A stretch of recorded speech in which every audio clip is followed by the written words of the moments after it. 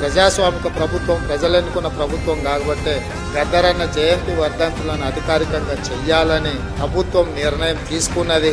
తెలంగాణ రాష్ట్రంలో కవులకు, కళాకారులకు, సినీ ప్రముఖులకు రాష్ట్ర ప్రభుత్వం తరఫున అధికారికంగా ఇచ్చే అవార్డులకు గద్దర్ అవార్డ్స్ అనే పేరు పెట్టి గద్దరన్నను గౌరవించుకుందామని చెప్పి ఈ వేదిక మీద నుంచి చెప్తున్నా. ఇదే శాసనం, ఇదే జీవో అని చెప్పి, నా మాటనే జీవో.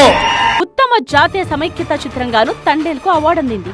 ఉత్తమ నటిగా రష్మిక మందన్న అవార్డు అందుకున్నారు. ఉత్తమ తొలి చిత్రంగా రాజు వెట్స్ రాంబాయి అవార్డు అందుకుంది. ద్వితీయ చిత్రంగా దండోరా, తృతీయ చిత్రంగా the great pre wedding show పురస్కారాలను అందుకోనున్నాయి.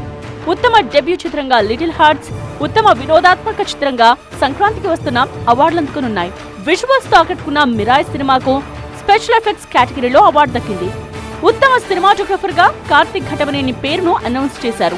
ఉత్తమ ఎడిటర్ గా శ్రీకర ప్రసాద్ పేరును ఈ సినిమాకి అనౌన్స్ చేశారు. ఉత్తమ బాలల చిత్రంగా అనగనగా ఎంపికైంది. తెలంగాణ రాష్ట్రము, ఈ తెలంగాణ ప్రజలు ఎన్ని తరాలైనా గుర్తు పెట్టుకోవాలంటే గద్దరన్న పేరు మీదనే గద్దరన్న పురస్కారాలను ఈ కవులకు, కళాకారులకు, సినీ ప్రముఖులకు ఇవ్వాలి అని నిర్ణయం తీసుకున్నాం. నా మాటనే శాసనం, నా మాటనే జీవో గద్దరన్న పేరు మీద అని ఈ సందర్భంగా తెలియజేస్తుంది.